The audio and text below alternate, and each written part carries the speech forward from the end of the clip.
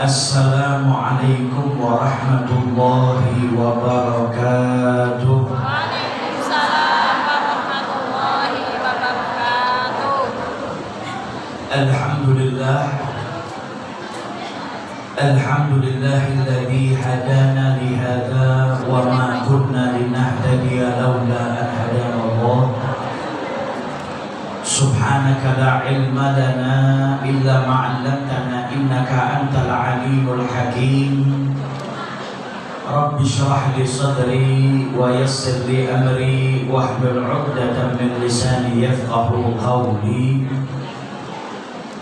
Allahumma salli wa sallim ala sayyidina Muhammad Miftahi bab rahmatillah adada ma fi ilmillah salatan wa salaman daimaini bidawami mulkillah wa ala alihi wa sahbihi ajma'in, amma ba'du.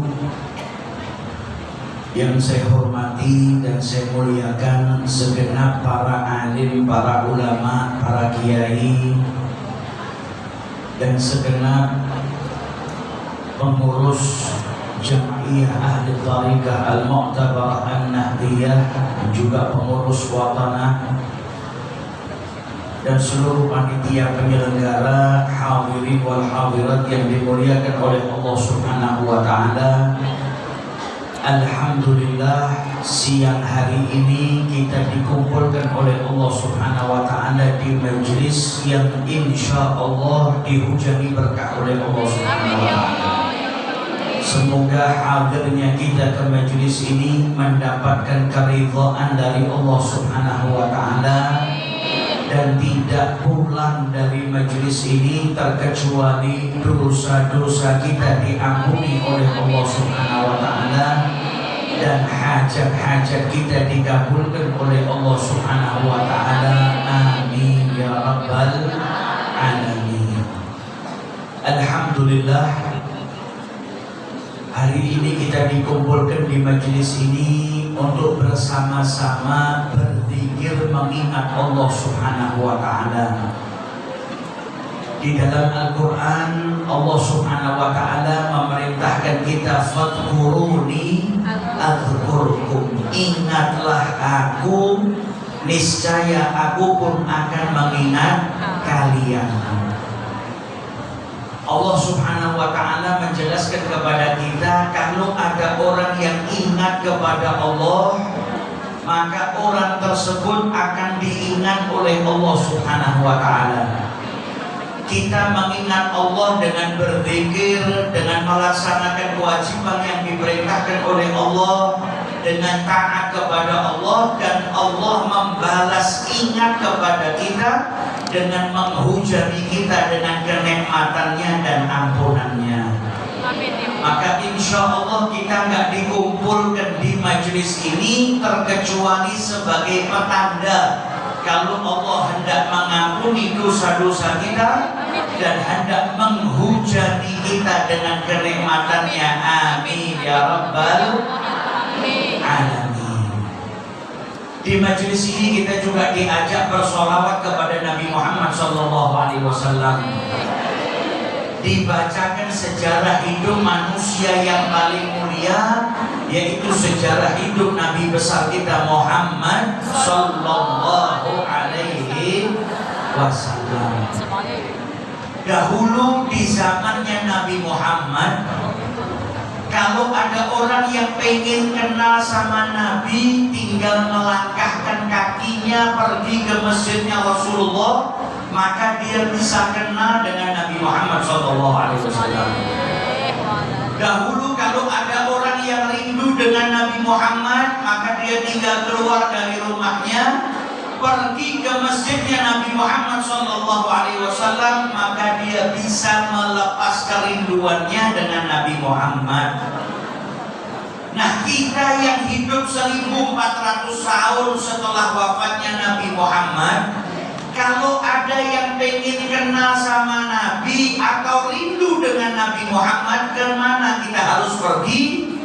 Perginya ke majelis yang di situ diajarkan sejarah hidupnya Nabi Muhammad.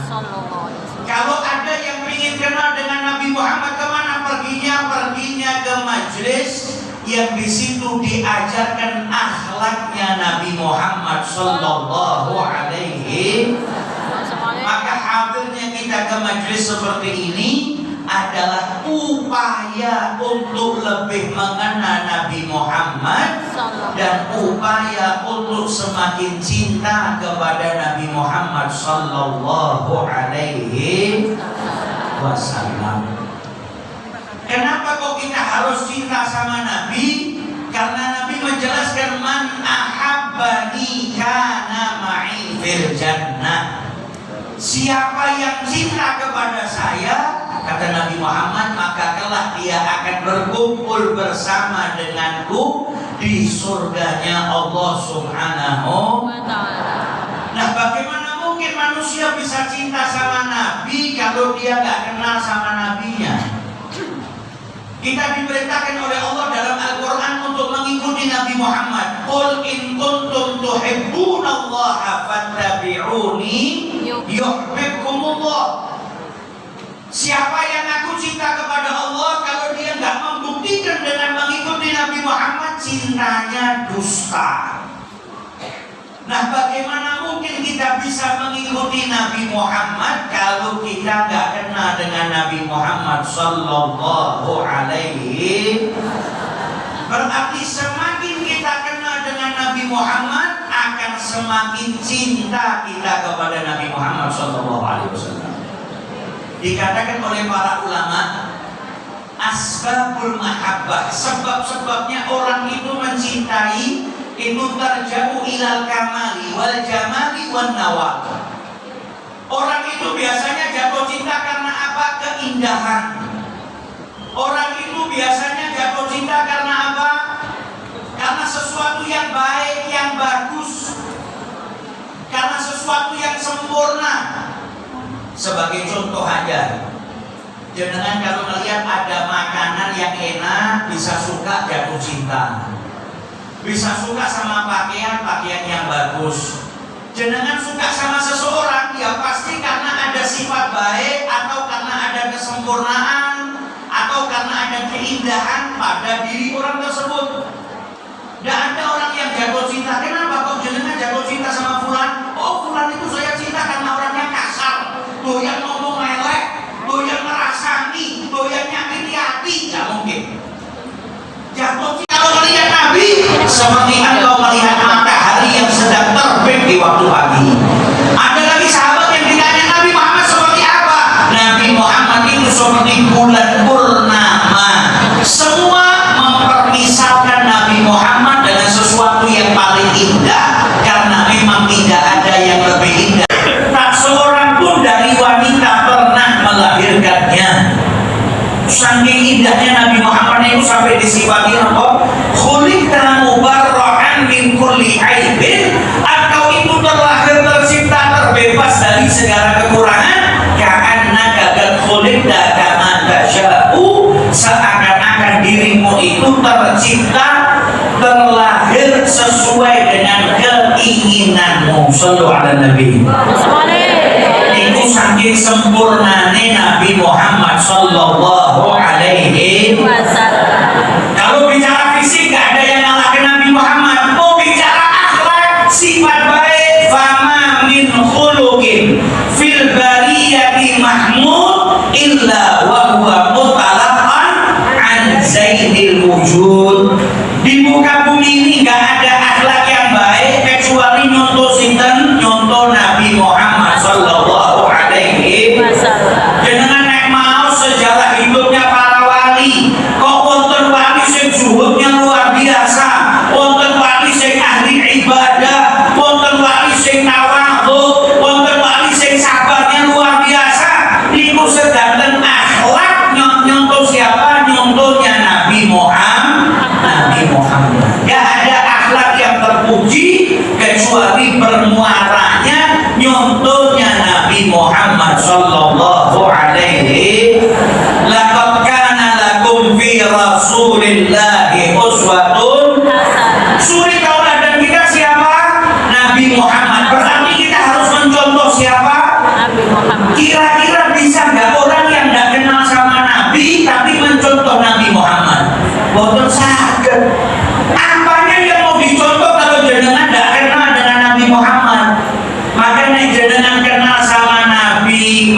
sejarah hidupnya Nabi, mau akhlaknya Nabi, semakin jenengan tahu dengan Nabi Muhammad, itu semakin memudahkan jenengan untuk apa? Meneladani Nabi Muhammad Sallallahu Alaihi Wasallam. Nah, kebetulan hari ini kita juga berada di bulan Sya'ban. Sya'ban itu bulan istimewa. Sebelumnya Rajab ini bulan istimewa untuk Nabi Muhammad. Setiap orang itu punya hari istimewa, punya bulan istimewa. Setiap orang pasti ada waktu atau momen yang dia kenang karena itu menjadi istimewa bagi dirinya. Biasanya ada orang yang mengistimewakan satu bulan khusus karena di bulan itu hari kelahirannya, ada hari kelahirannya. Setelah menikah biasanya tambah, ada bulan yang istimewa, bulan pernikahannya. Setelah punya anak nambah lagi, ada lagi bulan yang istimewa bagi diri seorang ibu, bulan kelahiran anaknya. Setiap orang punya hari atau bulan yang dia istimewakan. Nabi Muhammad juga punya momentum yang istimewa di bulan Rajab ketika beliau diundang oleh Allah diperjalankan minal masjidil haram ilal masjidil aqsa alladzi barakna haulahu, perjalanan al-Isra yang disusul dengan perjalanan al-Mi'raj, perjumpaan dengan sang kekasih. Maka itu adalah hari yang paling istimewa untuk Nabi Muhammad Sallallahu Alaihi Wasallam. Para ulama itu menjelaskan suatu waktu atau suatu zaman itu akan semakin istimewa jikalau di dalamnya terdapat sejarah yang besar. Semakin besar sejarah di dalamnya, maka semakin besar pula keistimewaan bulan tersebut. Nah, Sya'ban ini juga bulan yang istimewa. Apa istimewanya bulan Sya'ban?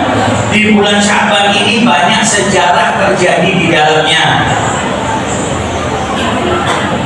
Kemudian di bulan Sya'ban juga terdapat keistimewaan yang Allah Subhanahu wa taala letakkan di dalamnya. Salah satu keistimewaan bulan Sya'ban Allah Sayyid Muhammad bin Arabi al-Maliki dalam kitabnya Madza fi Sya'ban, beliau menjelaskan sejarah yang terjadi di bulan Sya'ban. Yang pertama, tahwilul kiblat, pindahnya arah kiblat. Bukan pindah kecamatan, bukan pindah kelurahan, bukan pindah ibu kota, bukan pindah sesuatu yang sifatnya duniawi, tapi pindah arah kiblat. Siapa yang minta? Nabi Muhammad. Ini permintaannya Nabi Muhammad, bukan permintaan yang sepele, permintaan yang besar dikabulkan oleh Allah. Berarti itu menunjukkan keistimewaan yang meminta. Saking sayangnya Gusti Allah kepada Nabi Muhammad sampai Sayyidah Aisyah itu berkata, saya itu gak kelihatan kau meminta kepada Allah terkecuali Allah itu cepat mengabulkan permintaan. Para ulama menjelaskan ada 3 pendapat di dalam tafsir Fakhruddin Ar-Razi Mafatihul Ghaib. Itu disebutkan umat Islam dulu ketika di Mekah kiblatnya Ka'bah. Ketika hijrah ke Madinah, Allah meletakkan mereka arah kiblatnya ke Baitul Maqdis. Sampai 17 bulan lamanya, setelah itu turun perintah menghadap lagi ke arah Ka'bah. Pendapat yang kedua mengatakan tidak, umat Islam dari dulu kiblatnya Baitul Maqdis. Akan tetapi ketika di Mekah, Nabi Muhammad itu gak pernah sholat membelakangi Ka'bah, menjadikan Ka'bah di antaranya dan Baitul Maqdis. Terus ngadepnya tetap ke Baitul Maqdis, tapi Nabi Muhammad sholatnya di belakang Ka'bah. Jadi seakan-akan menghadap ke Ka'bah, tapi arahnya ke Baitul Maqdis. Pendapat yang ketiga disampaikan oleh Imam Fakhruddin Ar-Razi, Nabi Muhammad mulai dari pertama sholat dia menghadapnya ke Baitul Maqdis. Sampai ketika hijrah ke Madinah masih sempat ngadep ke Baitul Maqdis selama 17 bulan lamanya. Kemudian turun firman Allah, qad nara taqalluba wajhika fis sama, sampai dengan akhir ayat. Jadi dulu kiblatnya Baitul Maqdis. Nah,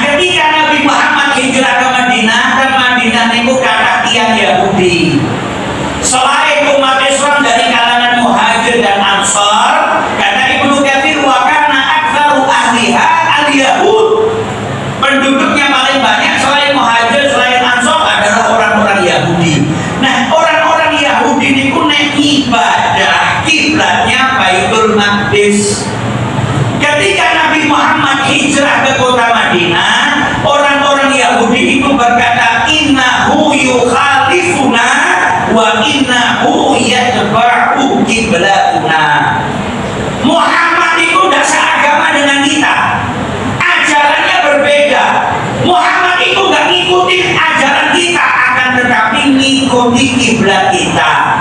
Bahkan orang Yahudi itu sampai berkata, walaula nahnu lam yadri aina yastaqbil. Kalau bukan karena kita, ada orang Yahudi, Muhammad itu nggak tahu akan mengarah kemana, kiblatnya kemana, ngadep kemana, nggak tahu. Nah, ikut tuduhannya orang-orang Yahudi kepada Nabi Muhammad. Orang Yahudi itu mengklaim kalau Nabi Muhammad mengikuti kiblat mereka. Nah, di situ Nabi Muhammad nggak tahu. Maka Nabi Muhammad kemudian bertawajuh, minta kepada Allah, berharap dari lubuk hatinya yang paling dalam agar kiblat itu dipindahkan dari Baitul Maqdis ke Ka'bah yang dibangun oleh Nabi Ibrahim, dan yang tak lain itu kiblatnya Nabi Ibrahim alaihi salatu wassalam. Terus setiap hari itu Nabi Muhammad kalau selesai sholat menengadahkan wajahnya ke arah langit. Bukan berarti Allah di langit, tapi nunggu wahyu dari para malaikat yang turunnya dari langitnya Allah Subhanahu. Selesai sholat menghadap ke langit, nunggu wahyu kapan dikabulkannya sama Allah. Sampai akhirnya di bulan Sya'ban, di pertengahan Sya'ban, turun firman Allah, qad nara taqalluba wajhika fis sama. Allah jelaskan, kami telah melihat wajahmu yang engkau arahkan ke arah langit. Nah, ini istimewanya Nabi Muhammad. Beliau memandang dan memalingkan wajahnya ke arah langit dan dipandang oleh Allah. Para ulama itu sampai menyebutkan Nabi yang paling banyak disebut oleh Allah di dalam Al-Quran itu Nabi Muhammad Sallallahu Alaihi Wasallam. Ya ayyuhan Nabi, ya ayyuhan Rasul. Dan masih banyak di ayat-ayat Allah menyebutkan Nabi Muhammad. Bahkan ada surat-surat yang dibuka oleh Allah dengan nyebut Nabi Muhammad. Toha, yang dimaksud Toha siapa? Nabi Muhammad. Yasin, yang dimaksud Yasin siapa? Nabi Muhammad. Ya ayyuhal muzammil siapa? Nabi Muhammad. Ya ayyuhal mudaththir siapa? Nabi Muhammad. Saking istimewanya Nabi, sampai Nabi Muhammad itu satu-satunya manusia yang anggota tubuhnya paling banyak disebut oleh Allah di dalam Al-Quran. Qad nara taqalluba wajhika fis sama. Wajahnya siapa yang disebut oleh Allah? Wajahnya Nabi Muhammad. Wajahnya Nabi Muhammad itu disebut oleh Allah dalam Al-Quran. Alam nashrah laka sadrak, dadanya siapa? Dadanya Nabi Muhammad. Wa anqadha dhahrak, pundaknya siapa? Pundaknya Nabi Muhammad. Dan masih banyak, sampai suaranya Nabi saja disebut oleh Allah dalam Al-Quran. La tarfa'u aswatakum fawqa sautin Nabi. Jangan angkat suara kalian melebihi daripada suara Nabi. Suaranya disebut. Pakaiannya Nabi disebut oleh Allah dalam Al-Quran. Wa thiyabaka fatahhir. Nah, ini menunjukkan istimewanya Nabi Muhammad Sallallahu Alaihi Wasallam. Dilihat wajahnya sama Allah yang beliau arahkan ke arah langit. Qad nara taqalluba wajhika fala nuwalliyannaka qiblatan, dan sungguh kami akan memalingkan untukmu kiblat sesuai dengan yang kau inginkan. Yang dipakai sama Allah kalimatnya fala nuwalliyannaka qiblatan tardoha, yang kau sukai, yang membuatmu senang, yang kau inginkan. Dan dipakai sama Allah kalimat sesuai dengan keinginanku, sesuai dengan ketetapanku, tidak. Tardoha, sesuai dengan yang kau minta, kau inginkan, yang membuatmu rela. Ini menunjukkan betapa sayangnya Allah Subhanahu wa Ta'ala kepada Nabi Muhammad Sallallahu Alaihi Wasallam. Dan sebagai bukti daripada surat Ad-Duha, wala saufa yu'tika rabbuka fatardha, dan sungguh Tuhanmu akan memberikan kepadamu sesuatu yang membuatmu ridha. Apa salah satunya? Pindahnya arah kiblat dari Baitul Maqdis ke Makkah Al-Mukarramah atau Ka'bah yang berada di kota Makkah Al-Mukarramah. Mukarramah. Jadi dalam bulan Sya'ban ini ada peristiwa besar, yaitu pindahnya arah kiblat dari Baitul Maqdis ke Ka'bah Al-Musyarrafah yang ada di Makkah Al-Mukarramah. Kemudian apalagi istimewanya Sya'ban? Sya'ban itu katanya Nabi Muhammad bulan yang banyak dilalaikan oleh manusia. Padahal bulan Sya'ban itu Nabi Muhammad paling banyak puasa sunnah. Kalau sudah masuk bulan Sya'ban, Nabi Muhammad itu yukfirus shaum, banyak puasa, sampai sahabat itu bertanya, ya Rasulullah, jenengan itu kenapa kok banyak puasa di bulan Sya'ban tidak seperti bulan-bulan yang lainnya? Apa kata Nabi Muhammad? Ini bulan banyak manusia yang melalaikannya. Bulan antara Rajab dan Ramadan. Sya'ban itu diapit sama 2 bulan mulia. Rajab banyak yang memuliakan, beribadah banyak. Ramadan lebih banyak lagi yang memuliakan. Yang di tengah-tengah diapit ini banyak orang yang tidak sadar dan melalaikannya. Bulan yang mana manusia banyak melalaikannya, padahal kata Nabi Muhammad, wa huwa syahrun turfa'u fihil a'mal. Sya'ban itu bulan di mana amal perbuatan manusia diangkat, dilaporkan kepada Allah. Tutup buku tahunan amal perbuatan manusia setahun itu diangkat kepada Allah Ta'ala, dilaporkan. Wa uhibbu an yurfa'a amali wa ana sha'im. Dan Nabi Muhammad mengatakan, dan aku ingin amalku itu diangkat sedang aku dalam keadaan berpuasa. Dan terus panjenengan nak ingin tahu amaliyah yang paling baik dikerjakan di bulan Sya'ban niku napa? Salah satunya amaliyah yang dilakukan sama Nabi Muhammad adalah puasa sunnah di bulan Sya'ban. Bahkan Nabi Muhammad banyak puasa. Kemudian apa balik istimewanya bulan Sya'ban? Perintah puasa Ramadan turunnya di bulan Sya'ban. Tahun kedua setelah hijrahnya Nabi Muhammad. Di bulan Sya'ban turun firman Allah, ya ayyuhalladzina amanu kutiba alaikumusiyam kama kutiba alal ladzina min qablikum la'allakum. Kemudian apalagi istimewanya bulan Sya'ban? Bulan Sya'ban itu bulannya sholawat kepada Nabi Muhammad sallallahu alaihi. Karena perintahnya bersolawat kepada Nabi Muhammad itu turunnya di bulan Sya'ban. Innallaha wa malaikatahu yusalluna 'alan nabi ya ayyuhalladzina amanu sallu 'alaihi wa sallimu. Nah, perintah sholawat ini turunnya di bulan Sya'ban. Maka para ulama menjelaskan kepada kita Sya'ban itu bulan sholawat. Kenapa? Karena perintahnya sholawat turun di bulan Sya'ban. Dan Sya'ban bulan yang istimewa buat Nabi Muhammad. Karena apa? Bulan tersebut beliau mendapatkan sholawat dari Allah Subhanahu wa Ta'ala. Adapun sholawat manfaatnya sangat-sangat banyak. Al-Imam Abu Layth As-Samarqandi beliau mengatakan, laulam yakun fi sholati ala nabi thawabun siwa annahu yarju bidzalika asy-syafa'ah. Andai kata dalam bersolawat kepada Nabi Muhammad itu tidak ada pahalanya, andai saja dalam sholawat sama Nabi itu tidak ada pahalanya, hanya saja orang yang bersolawat itu berharap dapat syafaat dari Nabi Muhammad sallallahu alaihi wasallam, maka sudah seharusnya orang yang punya akal sehat dan tinggalkan sholawat. Karena setiap orang itu berharap kelak di hari kiamat dapat syafaat dari Nabi Muhammad. Kalau dengan sholawat diharapkan kita bisa dapat syafaat, maka orang yang berakal sehat harusnya tidak tinggalkan sholawat kepada Nabi Muhammad sallallahu alaihi wasallam. Belum lagi sholawat itu selain kita kalau sholawat berharap dapat syafaat, pahalanya banyak. Orang yang sholawat 1 kali dapat 10 rahmat dari Allah. Orang yang sholawat bisa menjadikan dosanya diampuni. Orang yang bersolawat kepada Nabi Muhammad cuman bisa menjadikan amal-amalnya dikabulkan oleh Allah.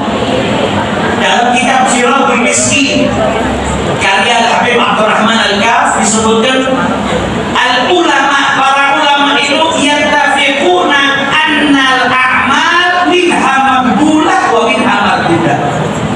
Para ulama itu sepakat amal itu ada yang diterima, ada yang enggak. Kalau orang ngamal asal-asalan nggak sesuai dengan tata caranya, amalnya tertolak. Kalau ada orang beramal tapi nggak ikhlas karena Allah, amalnya tertolak. Jadi amal itu ada yang diterima, ada yang ditolak. Illa kecuali sholawat kepada Nabi Muhammad SAW. Sholawat sama Nabi itu diterima sama Allah sebagai bentuk kemuliaan yang Allah berikan kepada Nabi Muhammad Sallallahu Alaihi. Makanya sering kita dengar dalam puji-pujian kepada Rasul, adimis sholata ala Nabi Muhammadin faqabuluha hatman bi ghairi taraddudi. Senantiasalah bersolawat kepada Nabi Muhammad, diterimanya solawat itu pasti tanpa ada keraguan. Amaluna bainal qabuli wa raddiha. Amal perbuatan kita antara diterima atau ditolak oleh Allah Subhanahu wa taala. Illa sholata ala Nabi Muhammadin, kecuali bersolawat kepada Nabi Muhammad sallallahu alaihi wasallam. Shallu ala Nabi. Maka sholawat itu istimewa. Allah merintahkan hamba-hambanya sholat. Allah merintahkan hamba-hambanya berpuasa, tapi perintahnya nggak dilakukan sama Allah. Hanya ada satu perintah yang sebelum Allah perintahkan kepada hambanya telah terlebih dahulu dilakukan oleh Allah dan para malaikatnya, yaitu bersolawat kepada Nabi Muhammad sallallahu alaihi wasallam. Innallaha wa malaikatahu. Sebelum Allah perintahkan, Allah sholawat terlebih dahulu. Kemudian para malaikatnya juga bersolawat. Jadi jenengan itu jangan kira Nabi Muhammad butuh sholawatnya kuluran panjenengan. Sholawat kita itu nggak nolong apa-apa buat Nabi. Banyak orang seperti kita nggak bisa beri pertolongan kepada Nabi Muhammad. Jadi sholawat yang kita baca kepada Nabi Muhammad bukan terus Nabi butuh sama sholawat kita, tapi kita yang butuh bersolawat kepada Nabi Muhammad SAW. Kalau Nabi sudah dapat sholawat dari Allah sudah cukup, maka kita yang butuh mendapatkan keutamaan dari bersolawat kepada Nabi Muhammad SAW. Al-Imam An-Nawawi beliau menjelaskan hendaknya seseorang yang bersolawat sama Nabi jangan diringkes. Maksudnya diringkes gimana? Kalau sholawat yang sempurna, bersolawat dan bersalam kepada Nabi. Karena perintahnya apa? Ya ayyuhalladzina amanu sallu, bersolawatlah kepadanya, wasallimu, dan bersalamlah. Dan terus jangan nek sholawat jangan disingkat cuma sholawat saja, tapi sholawat dan salam kepada Nabi Muhammad sallallahu alaihi wasallam. Ada sholawatnya, ada salamnya. Imam Ghazali itu tentang Ihya Ulumuddin menceritakan salah seorang yang soleh. Wa qala ba'duhum, sebagian daripada orang yang soleh itu pernah berkata, dahulu dirinya itu nulis hadis-hadisnya Nabi Muhammad. Terus kemudian soleh ulama nulis hadisnya Nabi Muhammad. Nah, setiap kali nulis hadis hanya bersolawat, tidak ucap salam. Qala Rasulullah sallallahu alaihi atau Allahumma sholli alaihi. Boten salam, cuma sholawat. Sampai akhirnya satu malam mengikuti yang soleh mimpi kepanggil kanjeng Nabi Muhammad sallallahu alaihi wasallam.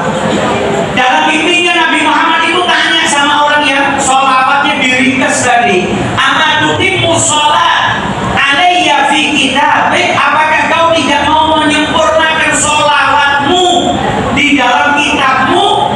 Maka orang soleh tadi berkata, "Fama kadabtu ba'da dzalika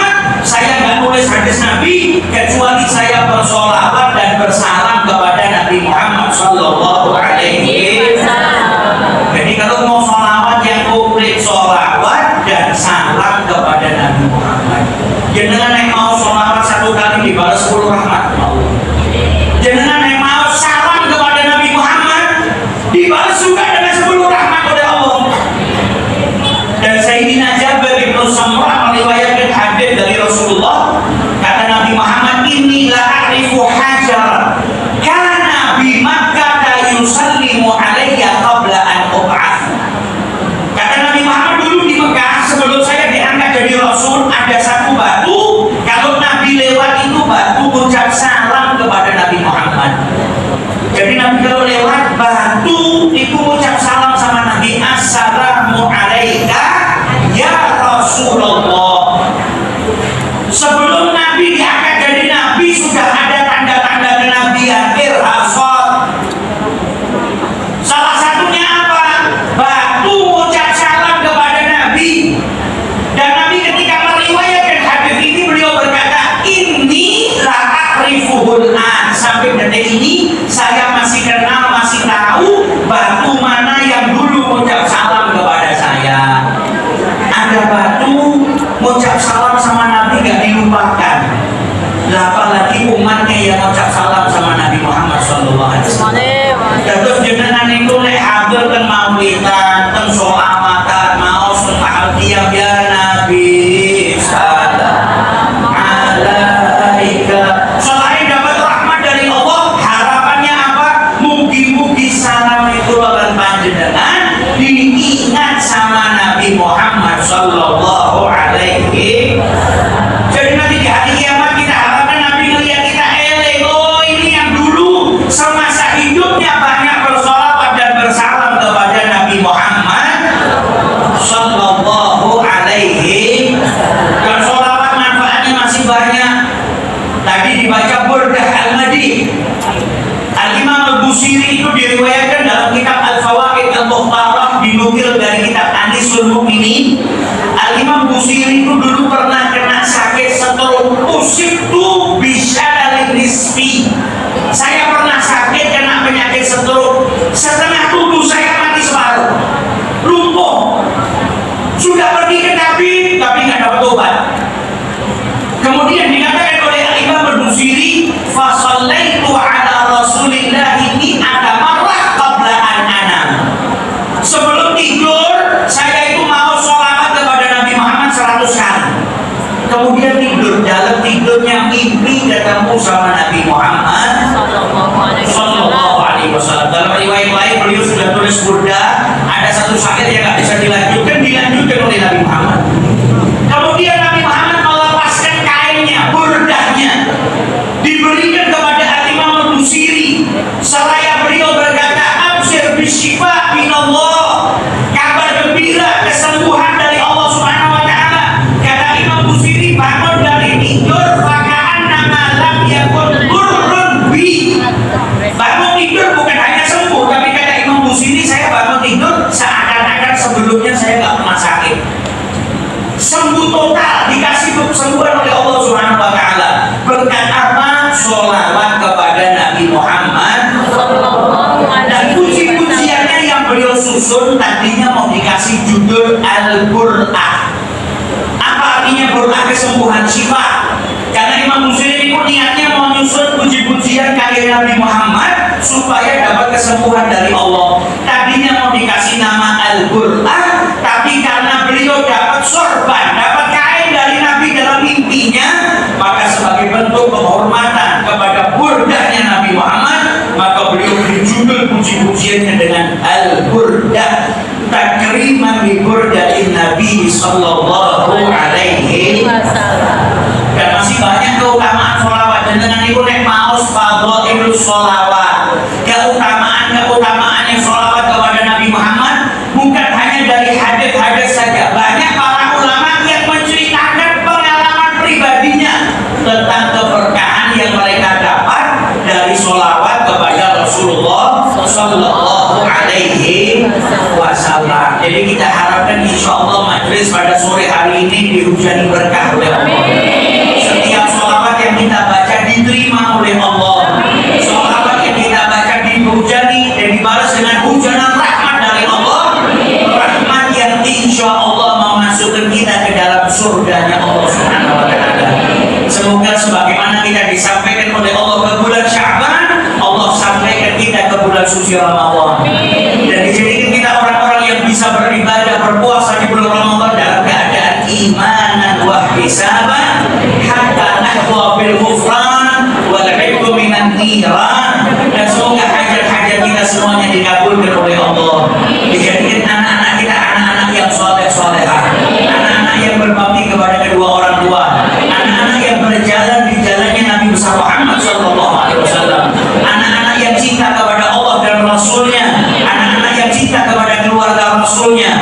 Anak-anak yang cinta kepada para ulama-ulama yang tak lain adalah mewaris Rasulnya dan berjalan di jalannya para leluhurnya, di jalannya para orang-orang yang dimuliakan oleh Allah Subhanahu wa taala. Dan semoga Allah Subhanahu wa taala mengijabahi setiap doa-doa kita. Yang sakit di antara kita diberi kesembuhan. Keluarga kita yang sakit di rumah diberi kesembuhan oleh Allah.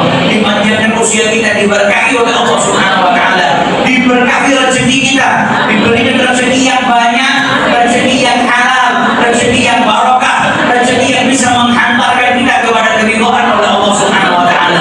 Semoga negara yang kita cintai diberkahi oleh Allah taala.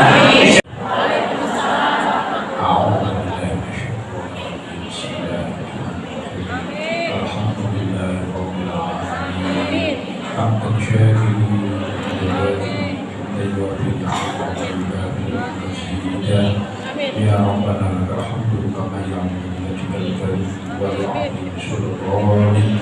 Allahumma shalli wa sallim wa barik ala sayyidina Muhammadin wa ala alihi wa sahbihi wa dhurriyyatihi ajma'in. Allahumma ij'al hadha jam'an marhuma wa tafarraqna min ba'dihi tafarruqan ma'suma. Allahumma ij'al hadha jam'an mubarakan wa tafarraqna min ba'dihi tafarruqan ma'suma. Allahumma ij'al hadha jam'an maghfura wa tafarraqna min ba'dihi tafarruqan mahbuba. Allahumma ij'alna ya Allah wajihan fid dunya wal akhirah wa minal muqarrabin wa minasy syakirin 'ala ni'matik wa minas sabirin 'ala balaika wa minal muhibbina ilaika wa ila nabiyyika al-mustafa sallallahu alaihi wasallam.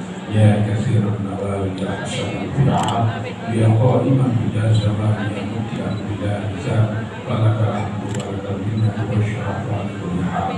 Rabbana atina fid dunya hasanatan wa fil akhirati hasanatan wa qina adzabannar. Subhana rabbika rabbil izzati amma yasifun wa salamun alal mursalin walhamdulillahi rabbil alamin. Taqabbalallahu minkum. Assalamualaikum warahmatullahi wabarakatuh.